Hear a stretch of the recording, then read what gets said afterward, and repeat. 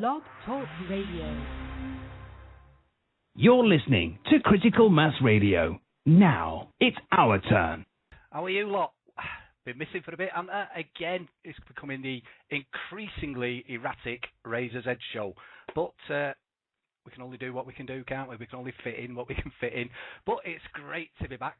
Absolutely loads to get through tonight because it's been about, how long? 3 weeks, is it? 4 weeks since the last outpourings of swearing and bile. But yeah, I am back. Got an email that I had got a couple of weeks ago. This from America, from Spokane, wherever that is. Anyone in the chat room enlighten me? Joel, Joel. I don't know how you pronounce that. I don't know the Americans. Does it matter in America? Yeah, it goes back to the show I always seem to be remembered for, which was the show I did with about the Beatles, the occult Beatles, which we did with George of the Prisoner Show and Philip from the chat room, who apparently is taking on the video stuff for Critical Mass Radio. YouTube channels and all that. Brilliant, good. The more people we've got on board, the better. But, I haven't been idle, sat on my arse in the house watching Coronation Street and EastEnders and all that. No, we've been doing stuff, getting contacts, having meetings, getting information out there. Freedom Northwest, going from strength to strength. We've been having some fantastic meetings. Rob Bollocks, who apparently is on George's show tomorrow. So that'd be really good if you want to catch up with that. But in the meantime, there's quite a few videos of his knocking about that we've been doing at Freedom Northwest meetings. The information and the stuff that fella's coming out with is fantastic. Plus, Truth Dave, yeah, he had a couple of talks that I videoed for him and have gone up, showing really popular. There's one on the Critical Mass Radio site there, Scouser's Guide to the New World Order.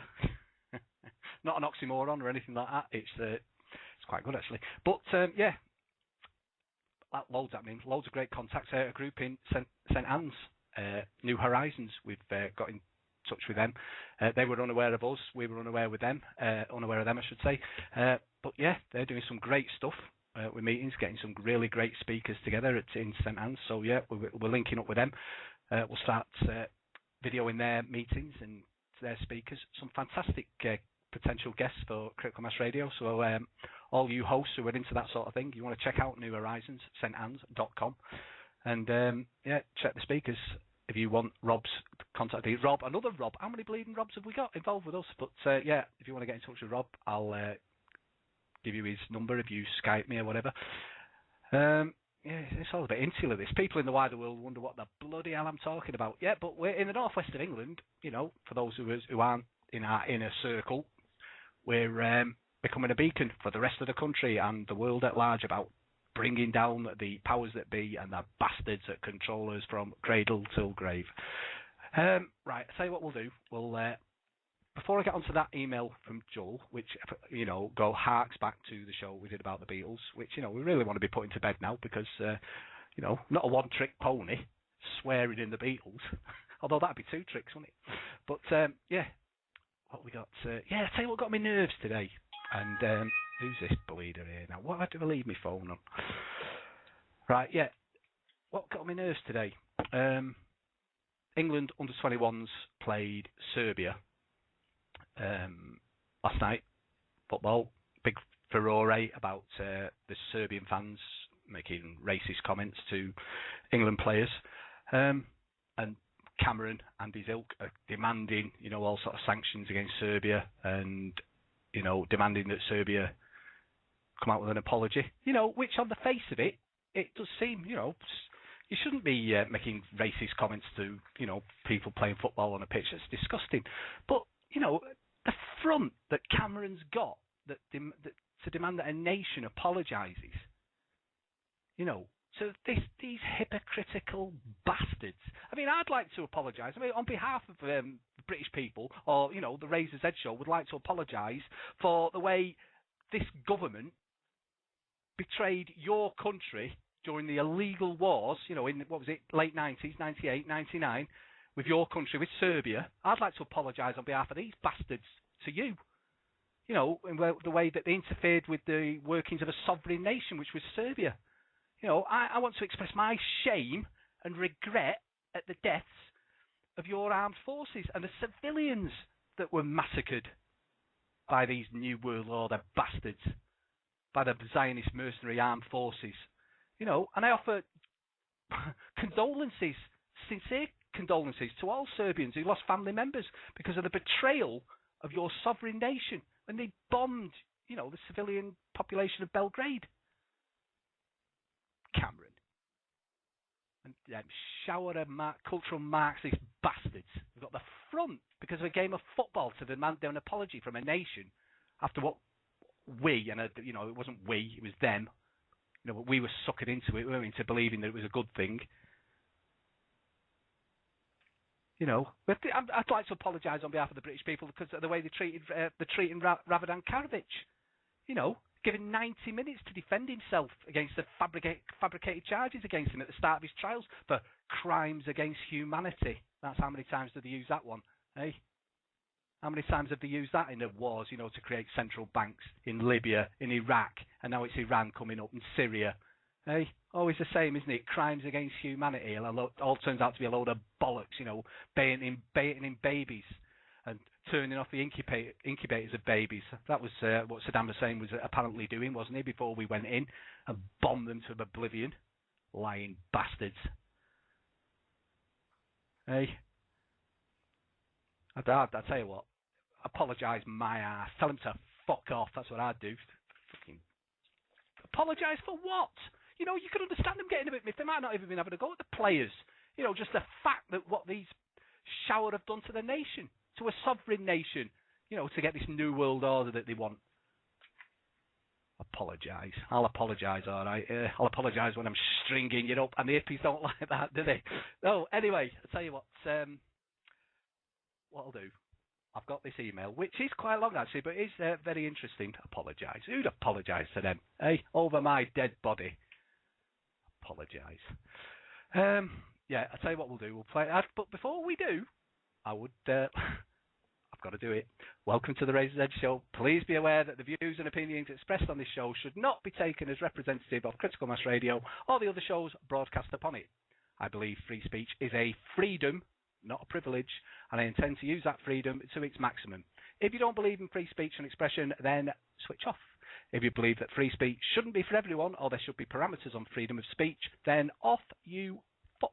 But if, like me, you believe everyone should have a say, no matter how much we disagree with those views, then you've come to the right place. You have the Razor's Edge Show. And incidentally, if you want to get in touch with me, like Joel did from Spokane, in America, wherever that is, you can do a Razor's Edge at criticalmassradio.co.uk. That's a Razor's Edge, criticalmassradio.co.uk. I tell you what, we'll have a quick tune and then we'll get into Joel's email. Let's have a look what we got.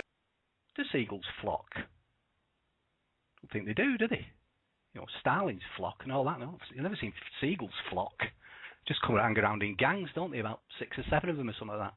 Hey, I remember when about 7-year-old in Southport, I had a sausage roll in my hand and a seagull nicked that. Hey? Crying on Southport front and a 7-year-old. Flock of seagulls, flock of bastards more like. Anyway, yeah, just before I finish on this bit with the football yesterday, but go back to Karadzic, another one that's been tainted as a Nazi type. He's a Hitler, isn't he, of his people, a dictator that needed to be taken down and everything. But if you listen to his writings, they found him, he was not guilty, wasn't he? And now they're doing him again. He was originally cleared of the genocide charges, but they're at it again now, giving him, a second bite of the cherry. And they'll just to keep doing it, won't they? Like they do with nations that reject Europe or win referenda, and they just keep doing it until they get the answer they want, and they're doing it with him. They're not going to let him go, are they? They wanted to break up Serbia. That was the original idea behind it. And it sickens me. The hypocrisy of these people just sickens me.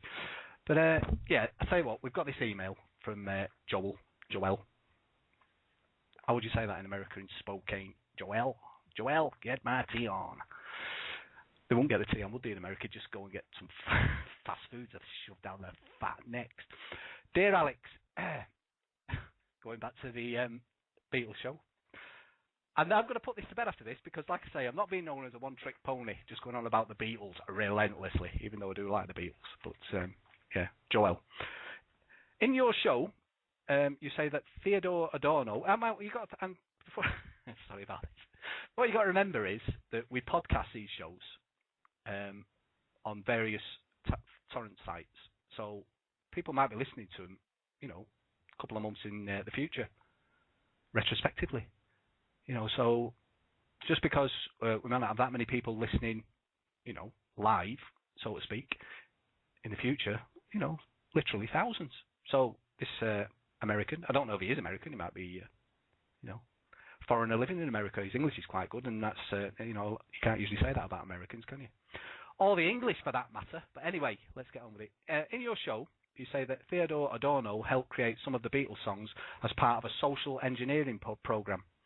For most people, that would be a bit hard to swallow. Yeah, well, fuck most people. I agree. It wasn't just Adorno. There was a lot of help from a lot of very intelligent people to get that done. And if you listen to the Beatles music, suddenly with Sgt. Pepper, there is a tremendous increase in quality. There was just primate crap before that. That's good, that. Yeah, primate crap. And suddenly there's this jump because of all the people he had working with the Beatles on their songs. There's a lot of proof of what... Oh, that doesn't make sense. There's a lot of proof of what they were given was a lot of help. You've repeated yourself there, Joel. Like Lennon said in his 1975 interview, 1 minute we were playing whorehouses, and the next thing you know, we were shaking hands with the Queen, who's a whore. Whore of Babylon. Anyway, people choose to believe what they're told, because if you believe that there's a man behind the curtain doing all these things, then your entire world folds in upon itself, and you realise you've been living a goddamn lie all your life. Well, that's American, isn't it? Goddamn lie. I have actually seen documents written by Adorno to the executive director of EMI, which, aside from selling CDs and vinyl, is an important member of the British armament industry. Is it? In the letter, they were discussing this whole thing called the parental shift in society. When I saw that, I said to myself, Jesus Christ, how do you change the future? By indoctrinating kids into what you want them to do. Because if you start with adults, you're going to have a hard time doing it, because they more or less know what they are, who they are, and what they want. But if you start with kids, you can change the future of the entire planet, and that is exactly what they've done. Yep, kind of disagree with you there, Joel. The Frankfurt Institute is where Theodore Adorno, who was a master at music, and he understood the complete science and psychology of music, and he taught courses there at the Frankfurt Institute. Blimey. Frank Zappa took a course from him, and everybody who took the course came out a superstar, heavily financed, heavily backed, singing particular types of music which really did affect teenagers at the time. Yep, there's all sorts. The Rolling Stones, apparently, Janis Joplin, apparently, like I say, Frank Zappa, the Kinks, rumoured. Again, this is one of the strategies they used. Theodore Adorno owned the musical rights of the Beatles right up until he died. And then Michael Jackson got him, didn't he? Yeah, weird. Guys who are coming up in their early 20s or their teenage years don't write that kind of music. They're three-chord wonders. That's the general guy at 18, 19, 20 and 21. They don't know how to involve classical music into the mode of rock and roll and the minor keys. They're all augmented chords which come in. It's hard reading this. There are much more advanced types of music that the general young guys just don't know. It takes a lot of practice and years of experience to get there. Tempo changes in the middle of songs, and also the reflection. If you look at some of the words, what young person is going to sit and cry about yesterday, all my troubles seem so far away? Doesn't really make sense, does it, for somebody who's like 19, 20 to be singing that? That's the sort of thing a much older person would write. There's many, many clues in the songs if you just break them up. Supposedly, they're just playing just general run-of-the-mill stuff, rhythm and blues type stuff, very simple, and suddenly you come out with all this new stuff.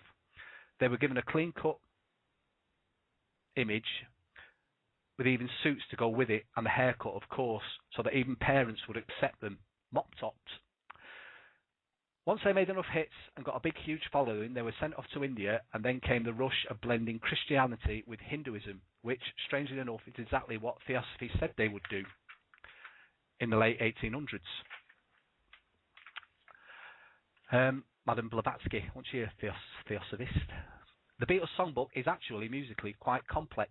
The Beatles songs are in fact masterful adaptations and recombinations of classical musical compositions, and there is no way four guys who couldn't read a note of music, let alone have any formal theory training, could have done any of it. Thank you, UK, for providing great entertainment. That's Joelle, Spokane, Washington. Well, I don't think you can thank the whole of the UK, can you? You can thank certain people in the northwest of England. Oh, and one in the northeast, of course, which was Philip, wasn't it? Right. Loads and loads have been getting on my nerves since I spoke to you last. When I wasn't feeling particularly well, had a bad cold. Been in Blackpool the weekend before, suffering as a result. Yeah, so I wasn't at my best, but that was the last time I spoke to you. Yeah, loads has been getting on my nerves. But one recent thing that's been major news at the minute is Jimmy Saville, isn't it? And if you go back to number 1 of the Razor's Edge show, who was saying that Jimmy Saville was a paedophile? Nostradamus, I tell you, Nostradamus, that's me. Him and Fluff Freeman, bought off. But there you go. I don't know if it's, it's a serious subject, isn't it, this, paedophilia and abuse, molestation and all that. And originally I was making a bit of a joke of it. And, Jimmy Saville, he's a laughable character, isn't he? Well, he was. I always thought he was laughable, But how did he get away with it, to be honest? How do they all get away with it?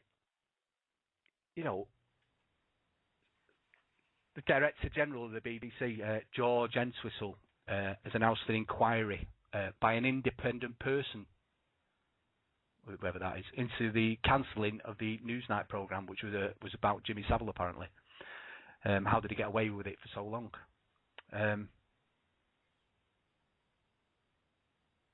It was common knowledge, apparently. He was a predatory type with children, young girls, even boys, apparently, for decades. And people knew about it. The odd ones apparently did try and speak out, and they were shut up quick.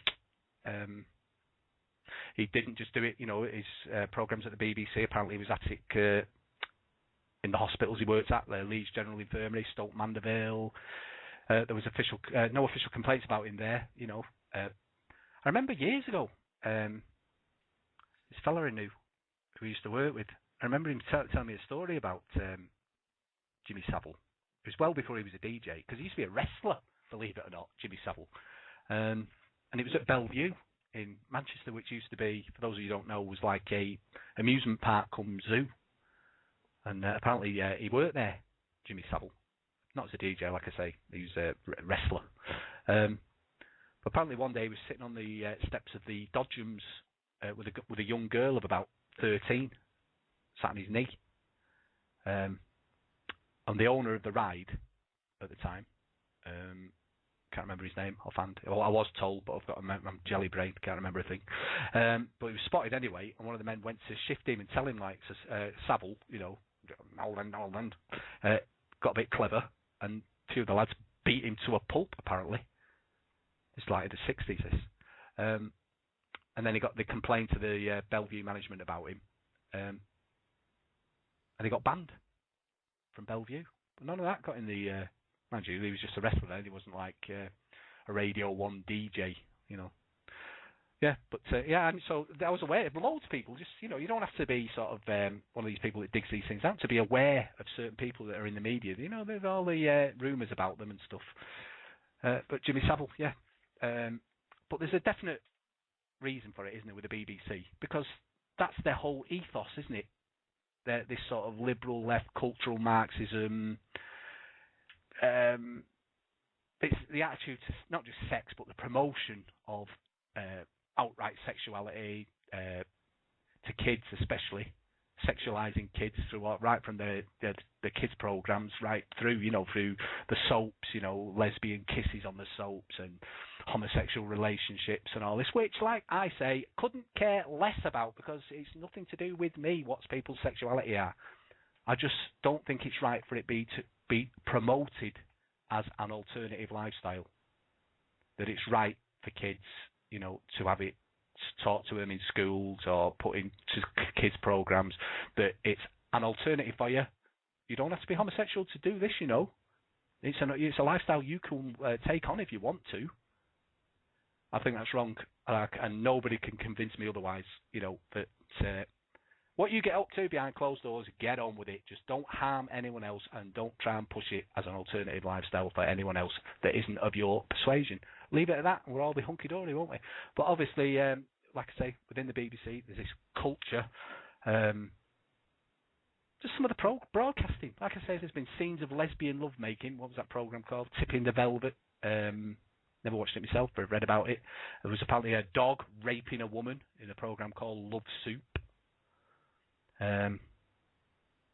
Sex with corpses of relatives in a programme called Love's Farewell. How's this family entertainment? What family is this? The Manson family or something? I don't know. But it's not just for BBC, is it? It's Channel 4. Scenes of live lovemaking in the Sex Inspectors. Beyond Love, for those who are attracted to the ideas of having sex with dead bodies, and Animal Passions, for those who want to have sex with horses and dogs and cats and badgers. Better be quicker doing badgers. There's a cull coming up in there. And yeah, there was a final taboo when Channel 4 did a programme in 2003, wasn't there, about cannibalism. When some Chinese bloke ate a dead baby. Crying out loud. And this is... It's become mainstream, hasn't it? And people say, "Oh, you're just harking back to the past," and we should be moving forward. This isn't moving forward, people. This is control. This is manipulation. This is turning us into slaves to unthinking drones who think that these are alternatives and you're being free and you're not being the same as everyone else. You're being different by doing these sort of things. No, you're not. You're just playing into their hands. They're turning into some sort of deviant. Turn us all into deviants, especially if you're aiming it at kids. Like Joelle made the point in that email. Get them while they're young. Forget adults. I mean, you can push stuff at adults, and there are plenty of brain deads who'll take things on board, and might even try experimenting with things. But kids, that's what they want to be aiming at. So yeah, Jimmy Saville. He's one that's been he's dead now, isn't he? There's nothing he can do. But why didn't it happen when he was alive? That's they can do it now, and make a big thing out of the fact that they're going to have all these inquiries and we're going to root out all these people and all this kind of. But it's all coming out. And like I say, for years it was all known about the BBC's links with. It goes right back to the 60s with the BBC's links with the Krays, and they used to. Well, they were homosexual, or at least one of them was, and they used to get young lads to these sex parties for all these celebrity types. There was all types there, Cliff Richard and Fluff Freeman, Cliff Richard, butter won't melt in his Christian mouth. That bastard's been up to all sorts in the past. Dirty bleeders. But they'll hide behind this facade, won't they? Butter wouldn't melt, Christians and all this. Well, there you go, Cliff. If you're listening to this, do your worst, mate. I don't know all about what happened on King's Cross with the colostomy bag, so, sue me for that as well, you twat. Yeah, I think I don't want to even talk about that anymore. It's sickening, but it just says to me, it says everything about the whole system. These celebrity types, the politicians, they're all Masonic. Jimmy Savile was a Mason. There you go. So Alan Fluff Freeman, he was another one, wasn't he? He was a Freemason. He was another one of these filthy perverts. Jonathan King, he's another one. Brian Epstein, there was another one. Esther Ranson coming out of the woodwork now, isn't she? She knew all about this. Why wasn't she bleeding saying anything at the time? She was always portrayed as this champion of the underdog, of the champion of the abused kids and all this. But she knew all about all this. It said note. She even knows someone who was assaulted, a member of a television production team. She knows who it was, who was too frightened to say something, but she never said something. And that is Esther Ranson. Freeman. There's a picture on there, David Icke's. I was browsing that today. There's a picture of Tony Blair. It was a big friend of Jimmy Savile's, apparently, knocking about with each other, and I've got some stuff on them bastards in a bit. But Tony Blair, there's another one. Dirty bastard. Him and Jimmy Savile, best mates.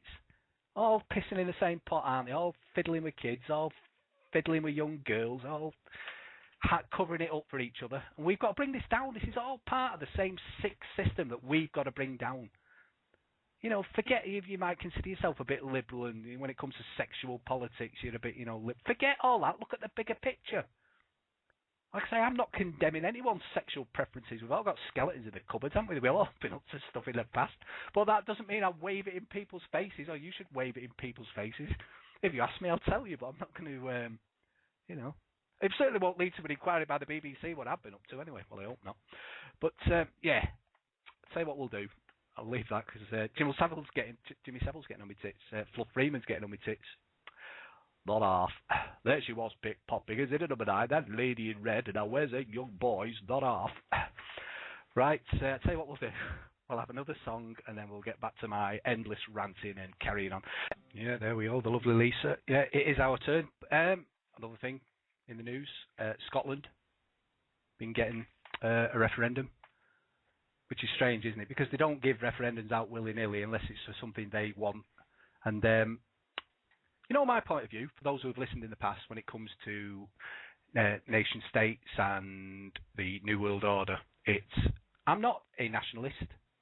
I'm definitely not an internationalist. I take the view that come a time when we're free of this yoke of the New World Order and the Illuminati, that nation states, these constructs, will eventually just disappear, melt away, and you'd be able to go where you bleeding well want, won't you? If you want to go and live somewhere nice and sunny, you can do. If you want to live here where it's bleeding, freezing and raining all the time, you can do. It'd be up to you. But I believe that in the meantime, nation states are a buffer to the New World Order, to this globalist agenda that they've got. So long may they continue while we're under their yoke. But you can see what's happening here with this. They've given Scotland a referendum on whether they want independence, which they want, the powers that be want. When you've got someone like Cameron who's leading the, no vote, you know what they're going to do. You know that all these uppity jocks are just going to say, sod that, some Tory top Bullingdon Club bastard telling us, what we can and can't do. Of course they're going to put two fingers up and say, yeah, we want independence from you lot, and who can blame them? But the reality is, I would want, after the transitional period when we bring them down and there's retribution. I can hear the hippies sit there now, gritting their teeth. But, when we bring them down, I want England, Scotland, Wales, Northern Ireland, Ulster to be independent nations. And then, as and when, we're free, sovereign people, we can just do what we want and all them constructs will disappear. But you can see at the minute, the UK as a nation is no good to the initially the EU and ultimately the New World Order, because we've got too much of a identity and a front against. It's a major buffer. The UK is a major buffer against for a start, the EU. Opinion poll after opinion poll show that if we were ever given a true referendum on it, we'd be out, wouldn't we? Want nothing to do with it. So that they and the powers that be know that, and same with Scotland, which is why they want to break up the UK. Of course they do. And they'll sell it to the Scots that it will be in your interest to leave the UK and be an independent nation. But already, the political elite in Scotland aren't advocating an independent Scotland free from the UK and free from the tyranny of the EU. Far from it. What they want is out of the UK and become a dependent of the EU. So in fact, they're not voting for the independence, are they? They're just voting from one set of servitude to a much bigger servitude of the EU. You can tell us what they do. They're giving the vote in this referendum to, 16-year-olds. 16-year-olds. Now, I'm not being funny, but when you're 16, you don't know your ass from your elbow, do you? Anyone could tell you any old crap, you'll fall for it. You think you know everything when you're 16. You know nout. But they're giving the vote to these kids in this referendum. You can see what they're doing, can't you? England without Scotland will survive, but the other way around. Scotland will just become, EU membership, right? They want to, the SNP, which is obviously the main player in Scotland, wants Scotland to remain in the EU after any independence vote. So there you go. The major players, SNP, want to be part of Barroso's European federal superstate. They're muttering platitudes at the minute. Oh, well, they would have to reapply for membership and all this. Absolute bollocks. Absolute bollocks. They want to keep the Queen as head of state. They want to remain part of the Commonwealth. So what you do, you're not getting rid of any of the constructs of control, are you? You're not doing anything. How the SNP have got the front to offer themselves as an alternative, I don't know. How any free-thinking Scotsperson can't see through the SNP, I don't know. Unbelievable. Energy, they're claiming that Scotland would own the North Sea oil fields. Well, I beg to differ. I beg to differ. As if they're going to be allowed to use all that oil on them offshore Scotland, to be used to prop up the Scottish system and pay for free tuition fees in universities and make good healthcare and all this. If they think that's going to happen, they're living in a different world to the one I'm living in. Because the powers that be would not let that happen at all, would they? Hey? It would never happen. The EU, the major oil players, the Rothschilds, et al., they are not going to let that happen. They'll just take that away. So Scotland, basically, we'll have a pot to piss in at the minute. England and the rest of the UK finances Scotland's social agenda. Like I say, free tuition fees, free prescriptions, free travel for the pensioners and all this. It's great in Scotland, at the minute. But it's all financed basically by England and Wales and Northern Ireland. We finance the Scottish Parliament's social welfare system. Take the rest of those nations out because it won't be financed by oil. Forget it, jocks. Forget it. It won't be happening.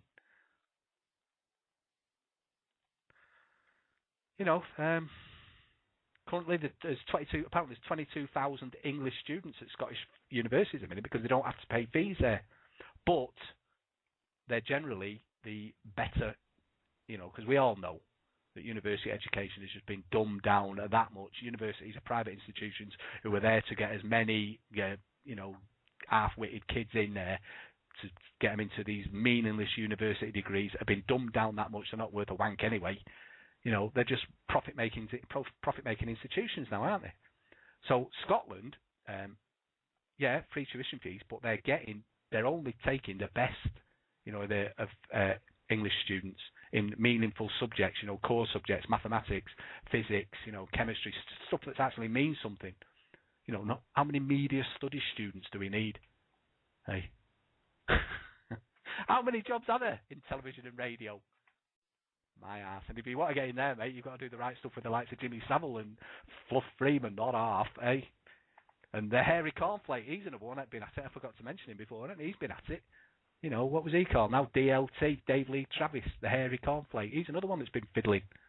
Dirty bastard. Eh? Yeah, so you're going to have to, whoever, pays the piper calls a tune. So you want to get into the media, you're going to have to do all sorts of carry on, aren't you? Which we won't go into here now because, unless you want to. No, we won't do. Yeah, but that's, so that's all going to go by the wayside as well because you won't be able to finance that anymore, Scotland. There's a price to pay if you want true independence. If you want just more servitude of the EU, fair dues. But, this made me laugh. Alex Salmond has declared his intention to replace the BBC with a new public service broadcaster for Scotland, which may be partly funded by advertising. But, this is the, big but, shows produced in England but popular north of the border, such as EastEnders, and we went into what that's all about before, didn't we? Have you ever watched EastEnders? It's the most depressing shower of shite. Half an hour you could sit and watch. Have anyone ever been to the East End of London lately? It is nothing like they portray there. Right? It's nothing like that. In fact, in a way, EastEnders is racist. Because the real East End now, there is no indigenous EastEnders or the old type East End. That's all gone. the true East End now is immigrant population. It's Bangladeshi, it's Pakistani, it's Eastern European. Go there, check it out for yourself. So in reality, the BBC is being racist by portraying something that it doesn't really exist. It doesn't exist anymore. Absolute shower, and yet Scotland still want that. Still wants EastEnders, Coronation Street, Emmerdale Farm, and Top Gear will all still be available to the shower of unwashed jocks. Is Jock a racist too? That could be better hold me gob me. Every time I hold me gob, I'm saying something wrong. Anyway, that's enough of that. Scotland. Listen, if anyone listening in Scotland, Rob, he'll be on tomorrow. George, have a word with Rob. Tell him, because he's he knows all about that sort of thing. Have a word with him. Tell him you don't want independence. Stay with us for a bit, and we'll give you independence once we bring this shower down, and we'll do it proper, eh? And like I say, I'm not a nationalist. I believe that, as a friend of mine used to be a presenter on Critical Mass, host on Critical Mass Radio, used to say, if you look at a Google Earth or a map of the globe, there are no national boundaries. They're constructs from the bloodlines and these bastards that have taken control in the past. But I'm a great believer in anything that's working to stop these bastards. I'm all for it at the minute, and the UK wants to stay together because together at the minute we're stronger. If they let us divide us up and into little sections, much easier to control, much easier to just amalgamate into their one world construct. And I'm not for that. I don't know about you. Well, I know you're not either, because you won't be listening to criticalmassradio.co.uk, would you? I forgot to mention, chaps, if you are listening via Blog Talk or wherever, you could pop along to criticalmassradio.co.uk, where we have a chat room facility where people chat and make comments about what the hosts are saying, and calling them names and calling them things like they're an angry dad and stuff like that, which cuts deep. It really does. It cuts right to the quick when they say things like that. But, join in the fun. And there's, a few in there tonight. Not as many as there was when Rob was on, but he's far more popular than me. And because, to be honest, I wouldn't want to listen to this. If I weren't me, I wouldn't want to sit there listening to me, some mad idiot rambling on and swearing and calling his missus and all that. Anyway, tell you what we'll do. We'll have another song, and then I'll get back to some other things that I've been getting right on my tip. Certainly is the place to be. OMD there, Scousers. Speaking of Scousers, tomorrow, people, don't forget, make sure your home and contents insurance is fully up to date, because tomorrow it's Scouse Night with 7 while 9, we've got the Cry Freedom show with Lisa, complete opposite to this load of foul-mouthed nonsense. Fantastic stuff. And then 9 while 11, we've got the Prisoner show with our mate George, who's got some really good special guests tomorrow. He's got, like I say, Rob Bollocks from Freedom Northwest, brilliant, and Truth Juice Dave. Fantastic. Can't wait for that one.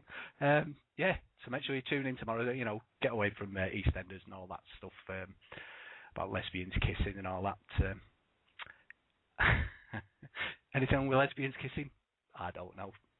Happens all the time in that DVD I've got stuffed under my mattress. But anyway, another thing that was getting right on my nerves, Jeremy Hunt. Not so much about, the carrying on with him early doors. He's just the stuff he came out with about abortion. And he spoke about lowering... Incidentally, the Brooks have moved to Northern Ireland, haven't they? Brooks Advisory Clinic, which, for those of you who want to do a bit of homework, nothing of the sort. Give them a ring if you're female. Give them a ring, tell them you want some advice, about pregnancy and abortion. See what advice they give you, because I know what it is. Get rid. But anyway, you've got Jeremy Hunt speaking about lowering the legal age for abortion to 12 weeks from the current 24 weeks. But, that's a sham, to be honest, because if you've got 2 doctors who are willing to sign, you can have an abortion, a termination abortion in this country up until birth. I'm not saying that's happening. It's gone fairly late, I tell you. But if you've got 2 corrupt bleeders, they're willing to sign up to birth. So, this is all just one big smoke screen. It's there to, distract, deceive, and make it appear, that some of this oligarchy actually care, about the unborn or women even, the complete because most women anyway, even my views on it, I think full stop no, right? But even with the corrupt system we've got now, I think most girls and women, 90% of abortions take place before 12 weeks anyway, if we're using their figures. So most women are aware of it, anyway, what they've got to do, if that's what they want to do. I think they're wrong, I think they're misguided, I think they're being misled, I think they're being sold a lie, I think, my views on it, I think it's all about commodifying us, I think it's all about reducing human life to just a commodity to be used, abused, and it's about profit, that's all it's about. That's all abortion's about. But we've discussed that in the past, I'm not going to go on about it too much now, but like I say, they couldn't care less, these Tory bastards, and their liberal cohorts couldn't care less about women or the unborn child. Hunt's a tosser anyway. He's not exactly got a spotless reputation. He's one of the Bullingdon Club, isn't he? Another one with Cameron and Boris Johnson, another tosser. All the ass kissing he did for Cameron to get him the top job early doors. Have a look at that. Do a bit of a Google search on that. Sickening, absolute sickening. Like I say, the vast majority of abortions take place before 12 weeks anyway. So Hunt banging on about reducing it from 24 weeks to 12 weeks is just, at best, just being dishonest. That's at best, I'll give him that, right? I think the agenda behind it's far worse, absolutely far worse. It's blood ritual, it's blood libel. He won't even make it into law anyway. The Parliament is that sick and controlled and manipulated. Even if he put it forward, it wouldn't happen. So all this muttering these platitudes is just absolute bollocks, and it just says it all for me, that the type of creatures we've got representing us in this so-called democracy, mob rule. That's what democracy is, isn't it? Mob rule. 51% can tell the other 49% what to do, and the other 49% has to go along with it. That's democracy, is it? Dictatorship. But anyway, that's the type of creatures we've got, like this Jeremy Hunt and these Tory bastards. Most women anyway, if they're considering an abortion, they change their mind anyway after 12 weeks, because you get the bump, don't you? Anyone who's been pregnant will know this. You get the bump. You'll start to feel a little kicks after 12 weeks. And the thought of aborting or killing, one of nature's most wonderful, perfect creatures, but murdering it for profit or because you can't afford it or whatever the crap they come out with, I think most women wouldn't wear that anyway after 12 weeks. Certainly not after 24 weeks, unless they've been coerced into it or, told that it's all right, get on with it by the Brooks Advisory Service who've now got their tentacles in Northern Ireland. No, I just hate these bleeds. I hate everything about these Tories, even these ones that mutter these platitudes. And then, these politicians will say, every now and then, they'll say certain things that people that are in the truth movement or, in our sphere will agree with. And will think, oh, they can't be all bad, can they? They do, say certain things. They'll get suspended from the House of Commons because they'll say certain things about our illegal wars in Afghanistan and Iraq and everything. And you think, oh, they're good, they're on side. No, they're not, people. They're not on side. If they were on side, they would not be in that den of vipers. They'd have left. If they had anything about them, they'd have left long ago. If they had any conscience, they'd get up every morning, look at themselves in the mirror and vomit up the spleen. They've got nothing about them. They've no conscience. They're not working. If they had anything about them, they had a grain of intelligence. They know that to get on in that system, you've got to be a Freemason anyway. And if you're a Freemason, you're not about changing the system, are you? You're about keeping the system going and bringing that system and that noose ever tighter around our necks. Jeremy Hunt. Absolute shower. I hate the Tories. I mean, don't get me wrong, I hate the full system, full stop, but the Tories,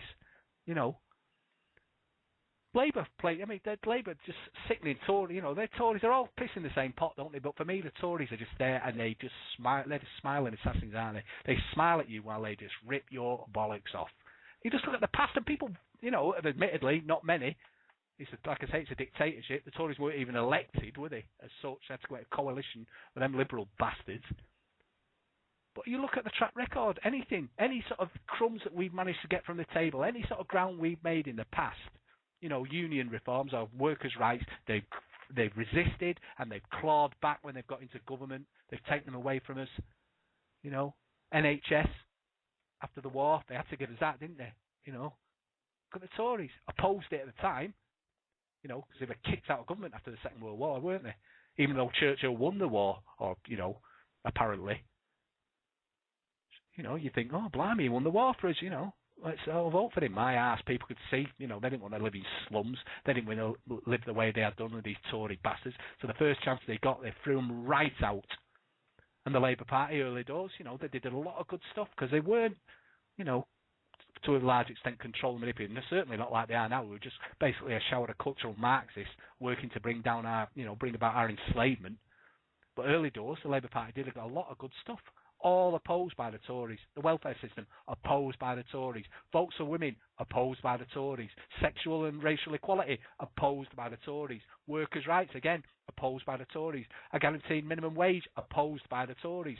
Working tax credits, opposed by the Tories. Council tax benefit for the low paid, opposed, and they're going to be removed soon, by the Tories. It's all going to be taken away in it, tax credits and everything, and put into this one benefit, universal benefit, whatever that means.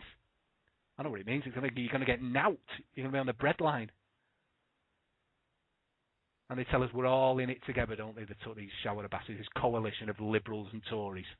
We're all in it together. They give the wealthiest tax cuts. Tell the poor that if you've got a spare room, you've got to pay for it or you move out. Old people that live in council houses now, the families have left whatever, and they're living in they've got to move out and go and live in a flipping flat. That's the options you get. You don't get a council house for life anymore. No. Out. Got people can put in that. We can use that. Old people that have paid, tax all their lives, who pay the gas and electric and all that, and freeze to death in the bleeding winter because of these bastards. Because they don't know any better, do they? Eat or heat. Because of this shower, eh? And people still, like lemmings, vote. They vote. Thinking there's going to be change, eh? Unbelievable. Work for dole, work fair. That's another thing they brought in, wasn't it? Work for your dole, eh? I mean, it's like when I'm slagging them all. I'm slagging the Tories and that, but the Labour were just as bad. But they did, they were snidey with it, weren't they? They brought in minimum wage. They also brought in the minimum wage before the Eastern European countries became part of Europe because they knew what was going to happen. They knew that if they didn't have a minimum wage in place, there was going to be this massive influx from Eastern Europe coming into this country. They said at the time 13,000 will come in, Labour. Oh, they'll be out 13,000, we'll be all right. What was it, 1 million came in, Eastern Europeans? Imagine if there wasn't a minimum wage in place at the time. Everyone would be working for 10 bob a week. You wouldn't be working because they wouldn't be paid anything. But the Labour knew this. They knew what was coming. They're not thick. They knew exactly what was going to happen. So they brought in the minimum wage, what is it, £6 an hour? What can you get for that? Loaf of bread and a bag of chips. Unbelievable. Unbelievable. Like I say, hate them with a vengeance. The whole system is corrupt, and you've got this tosser like Hunt, muttering these platitudes, hoping to appeal to a certain section, Makes me vomit. But anyway. The Razor's Edge Show. If the truth hurts, prepare for pain. Yeah, it hurts, doesn't it? Yeah, Old Wobbly Head there, David Gray. Nice song that, actually, isn't it? Tell you what we'll do. Don't forget, if you want to get in touch with the show, it's razorsedge@criticalmassradio.co.uk. Just one way that you can interact with the show. The other way, of course, is via the chat room on criticalmassradio.co.uk. Tell you what I'll do. Just have a quick dip, see if there's anyone making any relevant points. Not done it all night. I've been... I've not been taking notes. Let's have a look. Toonster. Is that my mate Mark? Let's have a look. Don't trust any of them. Only one who sounded like he wanted to change the system was Ron Paul, but we're not in America, and they've learned that he was Romney's attack dog. Yeah, very true. Ron Paul, yeah. A few people have had things to say about him, but he seemed like one of the few genuine ones, didn't he? Yeah, it's a pity. Again, the American people, were they ever going to vote en masse for Ron Paul? They just seem to be they're worse than us, aren't they? They're that dumbed down and stupid. Just idiots, aren't they, by and large? There are some good people, obviously, like our mate Joel from Spokane. If you're listening, Joel, well done.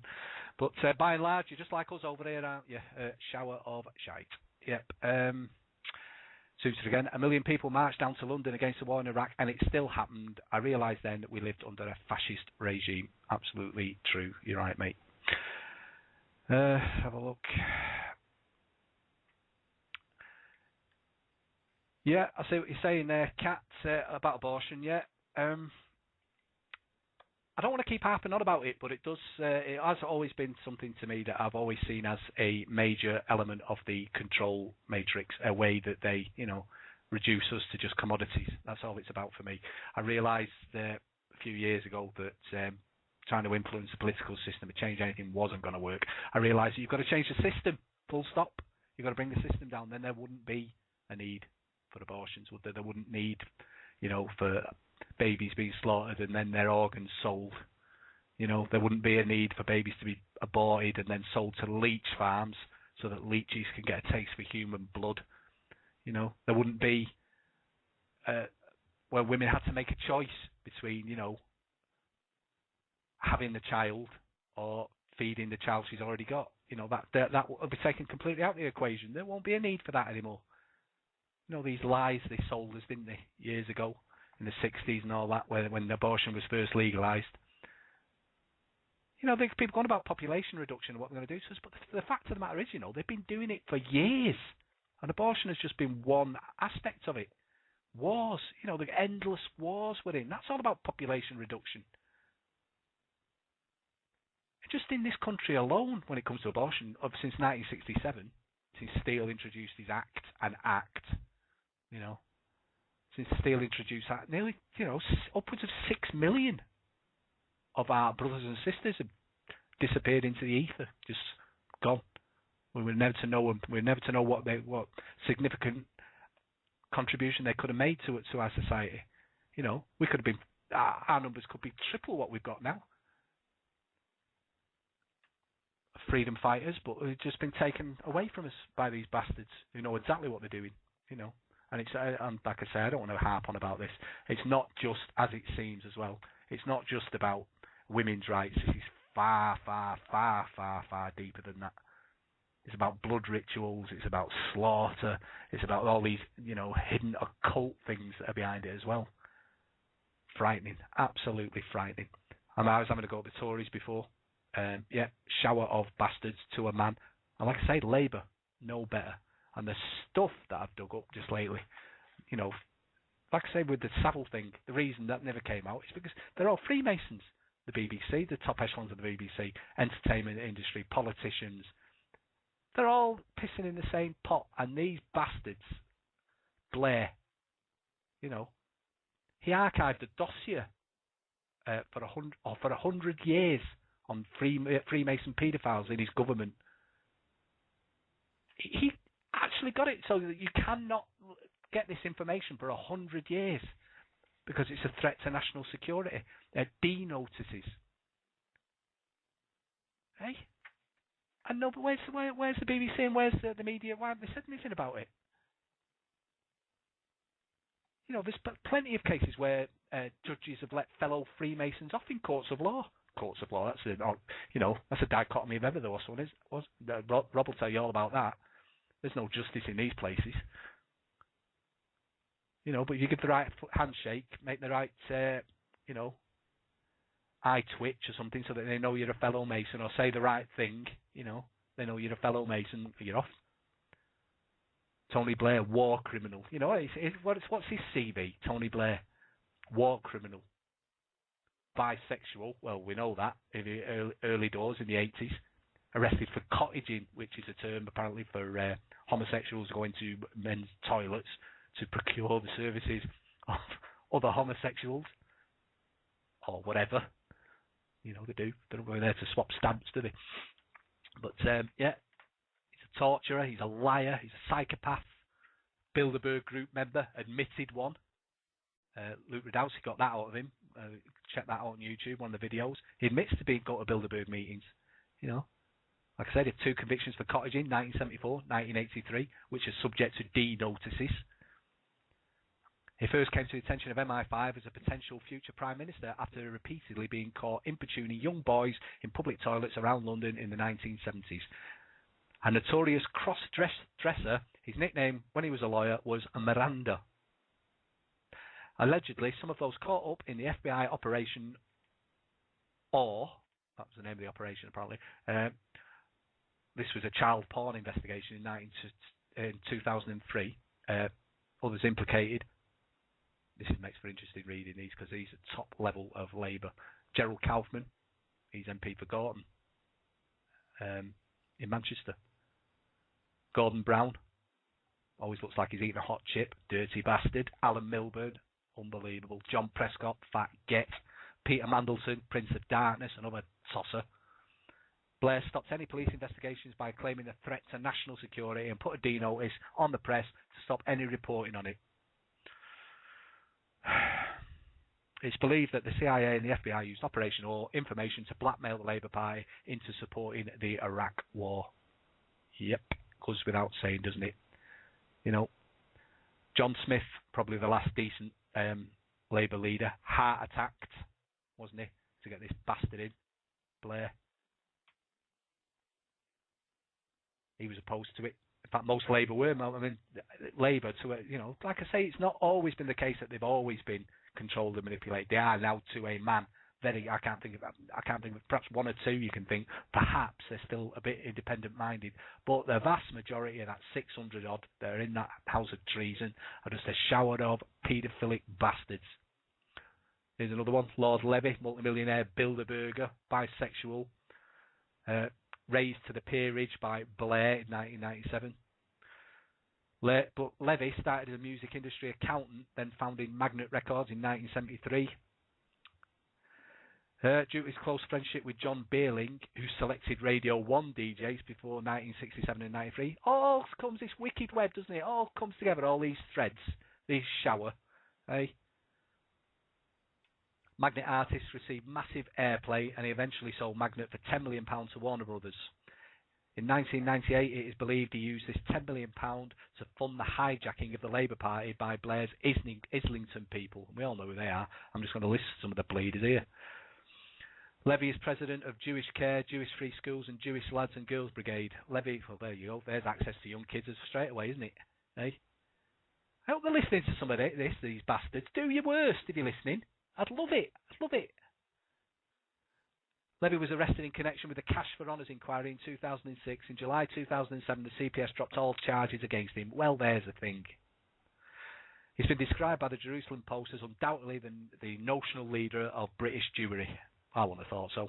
He's the leader of Zionist Jewry, not normal Jews, knowing Jewish people, but see right through these shower. There we go. Peter Mandelson, another one, a Bilderberger homosexual. Jewish descent, raised to the peerage by Tony Blair in 2008, claims to be the brains behind New Labour. He has amassed a fortune estimated at over 20 million from his time in government. Eh? Labour socialists, eh? This Prince of Darkness bastard sold off all instrumental in selling off all British industry, all the utilities sold off that were nationalised, supposedly used for the national good, all sold off, privatised. And all these taking the backhanders, Mandelson and his crew, the Islington set. Denounced by Tim Dayal, who's an MP. Perhaps Tim Dayal, there's one of those that you think perhaps is still independent-minded, but he says he accused Mandelson of being part of Blair's Jewish cabal, whatever that means. And Tim Dayal, I believe, is Jewish. Mandelson was a strong supporter of lowering the age of consent. There's another thing. See, all comes together, doesn't it? All these strands of these people and what they're up to, using the public office to get their sick agenda going. Sick cultural Marxism, Marxist agenda. Get the kids. His private life is subject to several D notices. Incredibly, Mandelson is chief trustee of the NSPCC. And he's also got his key people in positions there. There you go. What better way to procure young kids? You're supposed to be protecting them. You're in a trust. That's what this thing is now, isn't it? A trust. A trust. Who are the beneficiaries of that trust? Certainly not the kids. Getting buggered by these bastards. David Miliband, another one, the fresh face of the Labour opposition. A multi-millionaire Bilderberger, brought into the Labour Party by Blair, described in Labour circles as Blair's boy. He is believed to have been a submissive partner in homosexual relationships with both Mandelson and Blair. David Miliband is said to be the leader of the Primrose Hill Gang, a secret network of Labour politicians that include Ed Miliband, Douglas Alexander, Pat McFadden, James Purnell, Jim Murphy, Andy Burnham, Matthew Taylor, Jeff Mulgan and Patrick Diamond. This secret network has been linked to the Rochdale care home child abuse scandal through Jack Straw and Labour Party councillors and Freemasons, including Darren Pedley. Right through them, all the top lot. Ed Miliband, MP, multi-million-pound Bilderberger, leader of the Labour Party since 25th of September 2010. He worked on a Channel 4 show, A Week in Politics, from 1992 until he left in 1993 to work for Harriet Harman. Philip Lyon, a multi-millionaire Bilderberger, close to Blair's, he was Blair's close political confidant, and a neighbour in Islington. He was jailed for a year in 2003 for child pornography found on his PC by a civil servant at work.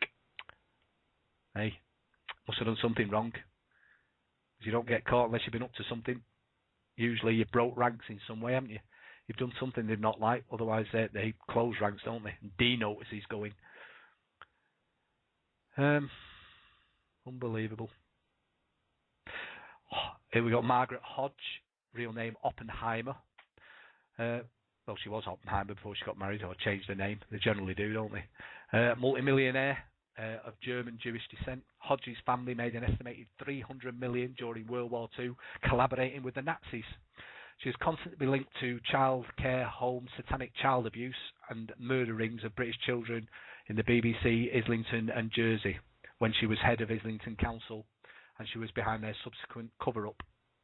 Hodge described reporters who broke the Islington child sex abuse story as gutter press, and the victims as mentally unstable and extremely disturbed. To widespread horror, well, to those in the know anyway, Tony Blair made Hodge his Minister for Children in 2003, very close to Jack Straw and Harriet Harman. Jack Straw, there's another one. Another one, he's of Eastern European Jewish descent. He was behind the cover-up of the Dunblane Massacre, Hillsborough's disaster, and the Jersey Islington satanic child sex abuse scandals. Straw was deputy to Hodge at Islington Council. He was a major driving force behind child brides in the UK. And yet, to hear him, you know, he makes these statements, doesn't he, about grooming of children by the Muslims, or supposed grooming of children by Muslims, which no doubt goes on, you know. To the extent they make it out to go on, or the way they demonise the whole Muslim community, the press, the gutter press, and these bastards pulling the strings, you know, according to them, every Muslim's at it. They're probably as horrified as the bleeding the rest of us.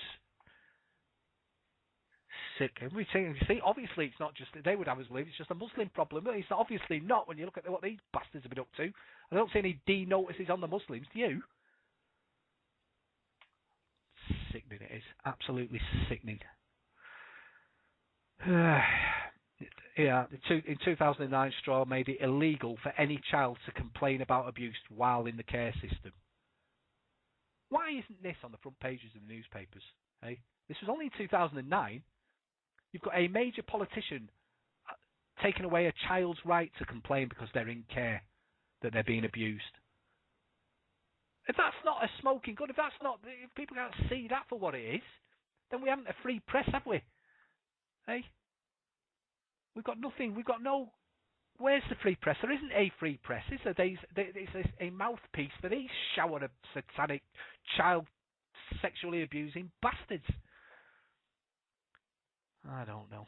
He placed all the Thomas Hamilton, that's the Dunblane Massacre malarkey, papers under a 100-year secrecy law by claiming it was to protect the family's feelings. My ass. Hey, we know what the reality is. Sherry Booth, I hate this bitch. Wife of Tony Blair. Hey, since 1980. Multi-millionaire and Satanist. She was dubbed the Wicked Witch by the press. Obviously, they knew things that the vast sheeple don't. Sherry Booth was the founder of Matrix Barristers. And nobody's too clear where the financing for that came from. Apparently the name Matrix came from the film. Well, we all know about the Matrix, don't we? Hey? Interesting that she should use that name for her barristers, her chambers. But when it's probably just an inside joke with them, isn't it? You know, yeah, we are. This is the Matrix.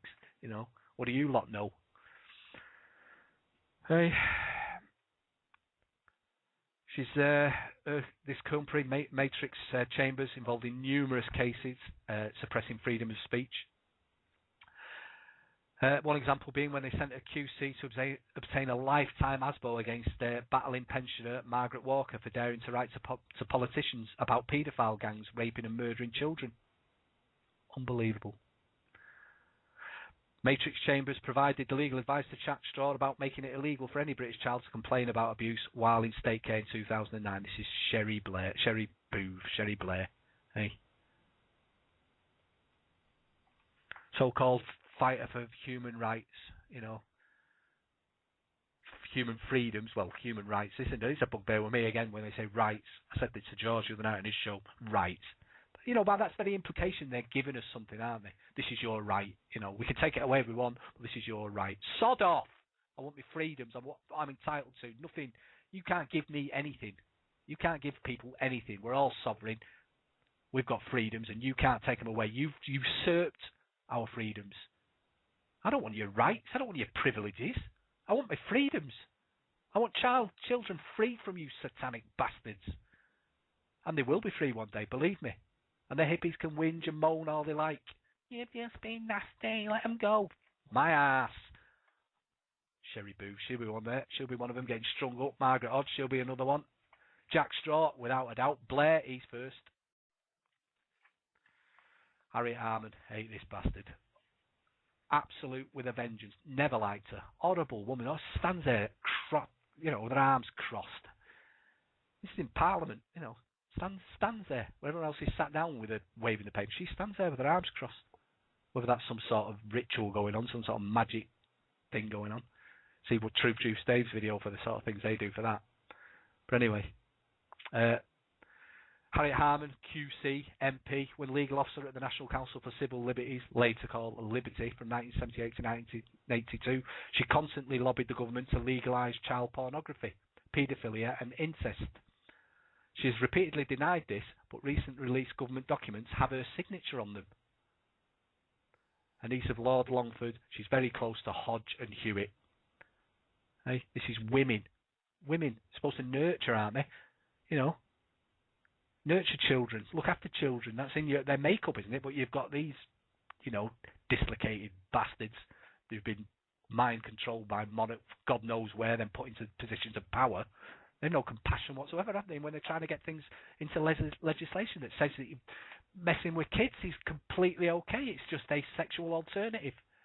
You know, like homosexuality is an alternative. It's an alternative lifestyle. Paedophilia. Sickening. Absolutely sickening. I've got a list here, but it just makes me, I can't even go on with it. It just makes me ill. Just here, Patricia Hewitt. From 1974 to 1983. How many of these are women? You know, you wouldn't expect it, would you, to be honest? I mean, you expect it of certain men. You can just see it in them. Women, we sort of give them an open pass, don't we? We say, no, most women have got a good nature and it's not within the makeup to harm, or, you know, we want more women in Parliament, don't we? Because women, you know, they're not warlike. They won't be causing war. Oh, what a load of absolute shite. The most warmongering bastards we've had, from Thatcher to these shower. Eh? They put men in the shade, don't they? Patricia Hewitt here. 1974 to 1983, she was General Secretary of the National Council for Civil Liberties, later Liberty. She again lobbied government to legalise child pornography, incest and paedophilia on behalf of the Paedophile Information and Exchange Group. Harriet Harman signed all the documents, and Hewitt has always denied any knowledge of this. My ass. She's a major driving force behind the sex education of very young children. She's argued that fathers are not a good influence on children. She was a member of the Gay Liberation Front in the 1970s when it was affiliated to PIE, or PIE, and PAL, paedophile groups, basically. She was kicked out of the Labour Party in 2010 after cash for lobbying scandal. In September 2009, her adult son, there you go, Nicholas Hewitt Birtles, was arrested for cocaine possession. Last one here, Peter Tatchell, an openly gay Australian. He fled Australia in 1971 to avoid national service. After meeting members of the Gay Liberation Front while importuning young boys in London toilets, he became a leading member of GLF when it ran Islington care homes in the 1970s. He ran as the Labour Party parliamentary candidate in Bermondsey in 1983 and lost. He infamously said, "Not all sex involving children is unwanted, abusive or harmful." For some reason, Tatchell has a 3-inch thick steel door on his flat. Tatchell has claimed that many of his friends had sexual relationships with adults when they were 9 to 13 years old with no harmful effects. He was widely believed to be a keen member of the Paedophile Information Exchange when it's affiliated to the GLF in the 1970s. I'm not going to any more of that, chaps. I think you get the general gist, don't you? That's the Labour Party. That's the Labour Party, the opposition. So what opposition is there? Hey, there is no opposition, is there? BBC, Tories, Labour, Liberals, SNP, as we discussed tonight. All of them all piss in the same pot. They piss down our back and tell us it's raining. They're a shower of bastards. If you believe otherwise, you shouldn't be here. But because you are here, you know. You know. And these are the type of scum that we've got to bring down. You know. There's no having a conversation with them. No, there's no bringing them round. There's no talking them round, sit and have a cup of tea and some biscuits and hoping that they'll see the light. It's not going to happen, people. They're satanic. They're evil to the core. They murder our children, whether it's in the womb or out of the womb. They murder our children in the womb. When they get out of the womb, they're having sex with them and getting them in paedophile rings and abusing them and grooming them and the rest of their sick filth for their rituals and they're covering each other's backs through their Masonic networks, through the judges, through the judicial system. And this is the whole system we're up against. The few good people that are waking up, this is what we're up against, people. It is not going to be easy. It is not going to be easy bringing these bleeders down. But I tell you what, they are coming down. They are coming down. And when they do, they're going to be punished. Put that in your pipe and smoke it, hippies. They're going to be punished, whether you like it or not. I want to see us... well, you don't want to know what I want to see, but see me in private, I'll tell you. Tell you what, how much time we've got. Doesn't time fly when you're having fun? Tell you what, we'll have another tune, and I've got so much here. They'll have to wait for another show when, in another month's time or whatever. But yeah, we'll have another tune, and we'll. I tell you what, I never liked this band, Erasure. I always thought, after he left Depeche Mode went on to great stuff. I know, so most of this Erasure stuff was pop crap, but they did one tune, and listen to the lyrics on this, because you don't hear it in many songs, and it's not a bad tune actually, but like I say, listen to the lyrics, because if your industry's gone and you've lost your job and the powers that be have ripped the heart of a nation and you're just left with a service industry where we're all in low paid jobs or no jobs at all, people that used to have real jobs where it meant something and we made something, you have lost something, haven't you? Of course things weren't perfect. Of course the system wasn't perfect. Of course there was exploitation going on. But if you had a job that was well paid or reasonably well paid, you could provide for your family. You had dignity, didn't you? Hold your head up. And it took Erasure to produce a song that gave those sentiments. Have a listen, see what you think.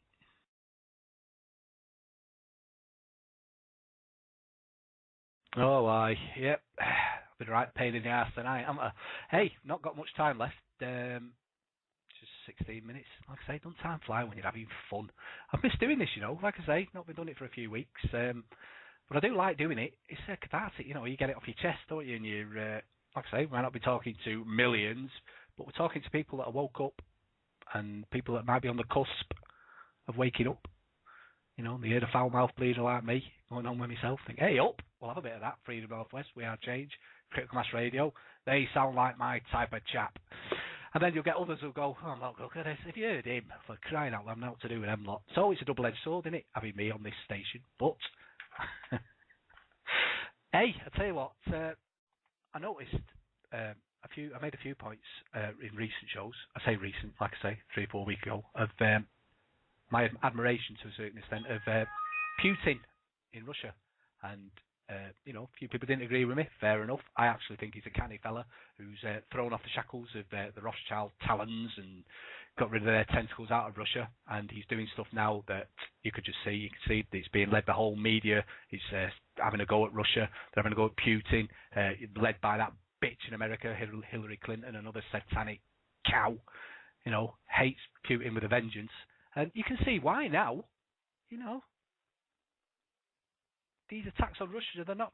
First of all, they're not playing the game with Syria and Iran, are they? They're more saying, well, we're not having nothing to do with it. You can sort off. We're not having nothing to do with your New World Order and attacking sovereign nations for nothing, just to be part of this global, mess that you're trying to create. We're not having it. He went along, he made the right noises early doors before he got into power, but now he's got his power in Russia.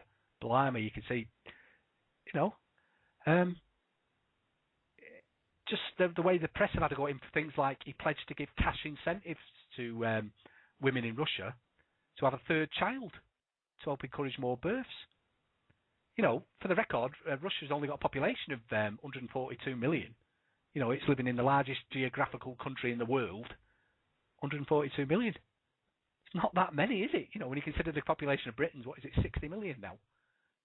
Yeah, we always have the impression, don't we, Russia, perhaps it was once under the big Soviet Empire, but Russia as a nation, 142 million, so he's giving incentives to Russians. Come on, get breeding. Tax breaks, we'll give you money, we'll give you cash incentives, let's get Russia on the roll. We've got a world to save. Like I said, I mentioned earlier, if you're my sort of age group, or, a bit older, a bit younger, in the 60s, people were sold a lie, weren't they? We're still sold it now that the world's overpopulated. And it's selfish. You're being selfish if you have more than one child. We're encouraging this country to either not having children or just have the one. You don't want me having loads of kids. They're just a burden. And what do we do then? Come like the 80s, 90s, they can throw the other thing at us. Oh, we're an aging population. We're not replacing ourselves, so we've got to bring in, immigrants from poorer countries to replace workers. The lies they've told, we all know what it's about anyway. It's about undercutting wages. That's all it's about. It's about divide and conquer. That's all it's about when they create multicultural societies. It's a divide and conquer. I've gone on about this in the past. That's all it's about. Don't believe the lies they've sold us. In the past, you're being selfish, and now they tell us there's not enough of us. So where is it? Where is it? One big lie. That's what it is. But Putin's got it right. We've got a big country here. We've got to fill it full of people who are willing to, be part of this great nation, Russia. I don't know. Like I said, Clinton leading the campaign to destabilise Russia now. She's tweeting apparently, whatever that is. Like I said, I don't bother with all that nonsense. But she's tweeting in the Russian language to people in Russia, encouraging anti-government marches. How long before we see this spring revolution in Russia of, all these revolutionaries, and how many of them actually will turn out to be Russian, like in Syria, whereas it's something like 90% of them aren't even Syrian. Same MO, is they'll turn it on Russia now, but I tell you what, Russia is not, it's not Libya, it's not Iraq. You start with Russia, it's a different kettle of fish altogether. I like some of the statements he's come out with this lately, Putin. He's made statements challenging the New World Order, the one power, dictating terms to the rest of humanity and so forth. It's hardly endearing, to the Western policymakers or these global elite, the Illuminati. It won't do, will it? When you've got a major leader of a major nation saying we don't want a New World Order. We don't want countries being turned into nations like in Europe. Well, Putin's made comments about multicultural Europe. He can see the bigger picture, and he said he doesn't want that for Russia. He wants a strong Russia. He recognises that nations like Iceland and Norway that have bucked the trend and are doing stuff against the banksters have only been able to do it because they're not divided and conquered. They're not these countries that are at each other's throats, because they're homogenous countries of people that have got common bond. They've not got the class system like we've got. They've not got this royalty above their heads, banging them on the head every day. They've not got that as such, and certainly not on the level we've got it. And they've got a lot more in common. They've got a common bond as a people. So they can, as a group of people, probably got a few dissenters, obviously, but as a mass of people, they can turn out the bankers and say, sod off, we're not bailing you out. In fact, we're going to jail you. Putin's got a recognition of that. Have we? Have we got a recognition of it? Have we?